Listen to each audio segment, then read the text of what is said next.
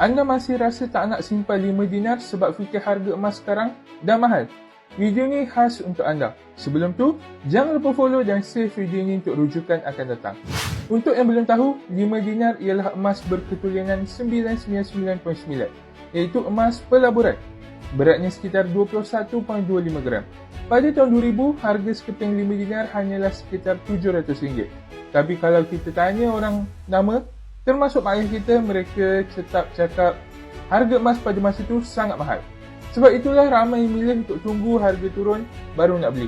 Namun hakikatnya, tahun demi tahun harga emas bukan sahaja tidak turun, malah semakin meningkat. Pada tahun 2010, harga 5 dinar naik kepada RM2,750, iaitu peningkatan hampir RM2,000 dan merupakan antara harga yang tertinggi pada waktu itu. Pada masa itu, masih ramai yang ragu-ragu untuk simpan emas kerana merasakan harganya terlalu mahal. Hari ini, harga 5 dinar telah mencecah lebih RM14,000.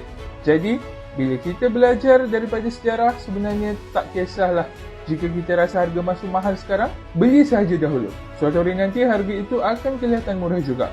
Kunci utama untuk memaksimumkan simpanan ialah dengan beli secara konsisten. Lebih banyak emas kita kumpul, lebih banyak kekayaan yang kita pelihara dalam bentuk emas. Jika anda berminat untuk mula simpan emas, anda boleh daftar secara percuma melalui beg biru di bawah. Semoga bermanfaat. Bye-bye.